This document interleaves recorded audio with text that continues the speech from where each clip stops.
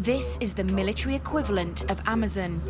With lives depending on it, it's vital the military can get the right supplies to the right people at the right time.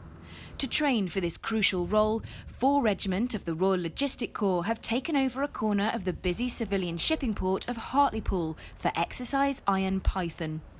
Exercise Iron Python is the first major 101 Logistic Brigade exercise we've taken for a number of years. This is aiming to test the end-to-end logistics. So it's not just what happens at the front end, but what happens all the way back. The idea is for us to understand the scale and complexity it takes us to move all of the stores, all of the requirements for our fighting soldiers to ensure that we can support them in times of war. Instead of online, the orders are radioed in. When the fighting troops need anything at all, whether it's a part for a tank or more food supplies, they put a call in here and it's their job to get it to the front line. When the order's received, the General Support Squadron load it up and drive it out. They then transfer it to the Close Support Squadron under cover of darkness, who deliver it to the front line. The receiving troops are known as the customer. So you've got 2 sorts. You've got ES, which is equipment spares, so they're normally like engine assemblies, Cat 1 repair loops. Then you've got what you call the general supply, GS equipment, which just basically means that will go to a customer and then it would get consumed and used daily with the customer. We're the heartbeat of the British Army, basically, and so certainly my trade. So, yeah, without us, we haven't got anything, really. The exercise has seen the military working in and amongst civilians. Ordinary people and private companies have allowed the army in to practice what they'd need to do in a wartime situation.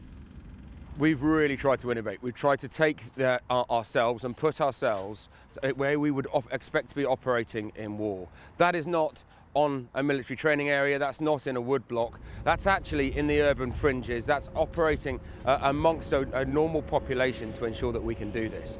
It's been difficult. We have some fairly large vehicles that are driving through the centre of Middlesbrough on a daily basis, and obviously the local population have had to get used to seeing this coming in and out of just normal industrial areas. When we're just driving around our own training areas, we don't get stuck in traffic, we don't have people cutting us up, we don't have all the different frictions that have been so good and allowed us to really professionalise ourselves and deliver our core role.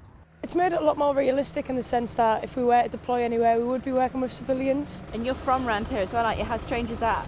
It's very peculiar coming home to work after 4 years, but yeah, it's good. I've enjoyed it. And is it strange driving military vehicles around your hometown? Yeah, definitely. I'm expecting my mum to pop up somewhere and wave at me or...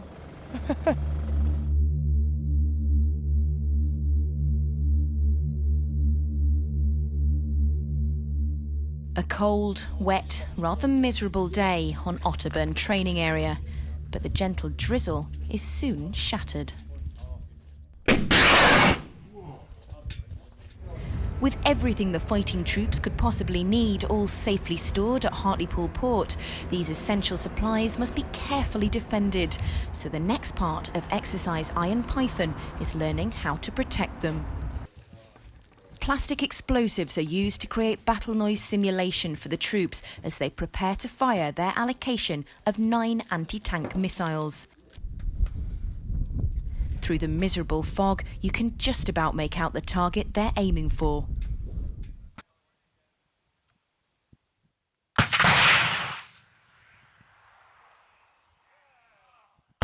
So I think we've been really lucky this year securing these live NLAW. It's something really unusual for RLC units, and the soldiers under training today are really looking forward to the opportunity to test the skills they've learnt back in camp in a live scenario with all the support weapons you see in front of you today. Certainly it's my first time in firing a rocket, or definitely being the range conducting officer for these NLAWs in particular. Range conducting officer, it has its difficulties, especially if you have blinds or misfires, particularly grenades. My job is to go forward and make sure it's correctly detonated safely. So if it doesn't fire, you're the guy that has to go and sort it? With grenades, it's my job in particular, but with the rockets, I will assist the ammo technician officer. Yeah, great. The 9 missiles they're firing today represent 10% of the Army's UK allocation for the whole year. And it's not just about firing practice. Ammunition technicians are also on site to analyse the performance of the weapons.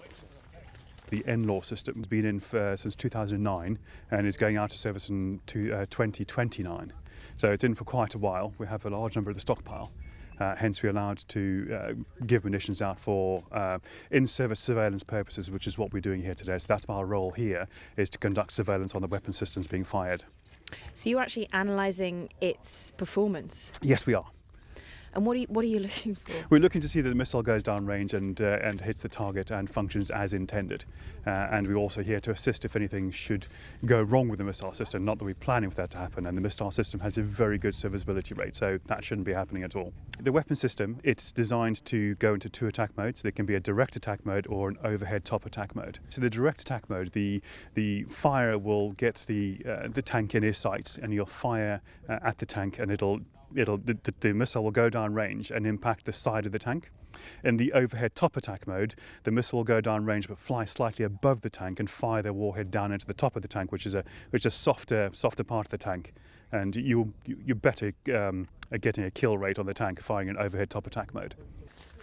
The troops have just these 9 missiles to practice with, and a single day here on Otterburn. The pressure's on to get it right.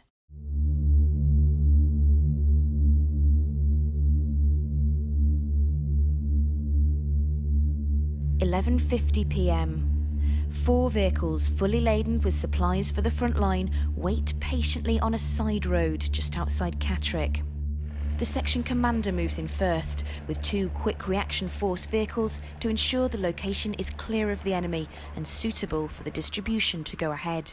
We will be established, our DP ready for it to be open at 0001. Okay, let me know when your CP's ready. Yeah, we'll do so, yeah. Happy with the location, the section commander returns for the convoy. Given the all clear, they turn off the road and kill the lights.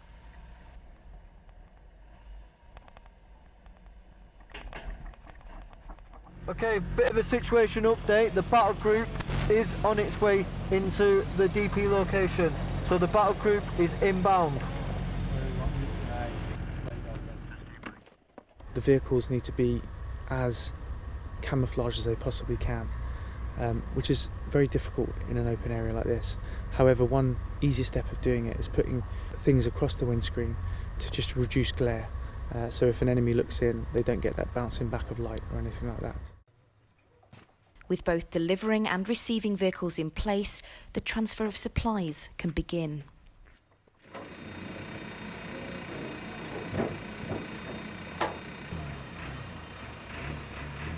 Although the distribution point operation that we're doing today is sort of the staple of the Royal Logistic Corps, because of recent conflicts that we've had, we've not necessarily had to do them.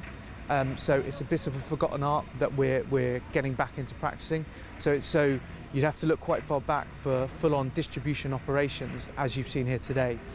So it's not something that we do that often, but with the threat that we have at the moment and the warfare that potentially we're going to go into, we'll be doing it more and more. So this is why we're out here practicing now. The quick reaction force vehicles sit in a circle around the distribution point, scanning the darkness for any sign of the enemy.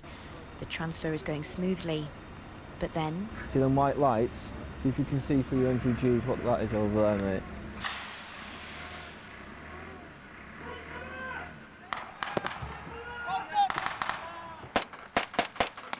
So in this scenario, our main enemy is a guerrilla force called NAPA, or the North Ethiopian People's Army, and they work in small teams. And what they've done is they've obviously spotted us in this location, and they've opened fire to try and stop us doing what we're doing.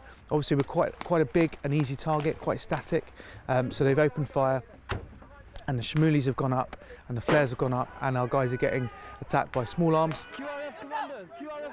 What we're seeing now is the quick reaction force and the security team of the DP returning fire and subduing that enemy, so that the DP can continue and that the armoured infantry battle group can still get their stores regardless of us being under attack. Good rate of fire, keep that rate of fire going. I do not want the enemy coming any closer. As you can see, the FLRT, the forklift, is moving a lot quicker now than it was before. It was very deliberate before, but now the intent is right. We just need to get out of here as soon as we possibly can. Let's move these stores across really quickly and get out of here. The transfer finished and the troops still under fire, the infantry unit moves off and heads for the front line with their precious load. 4 Regiment Royal Logistic Corps return to base. The mission is complete.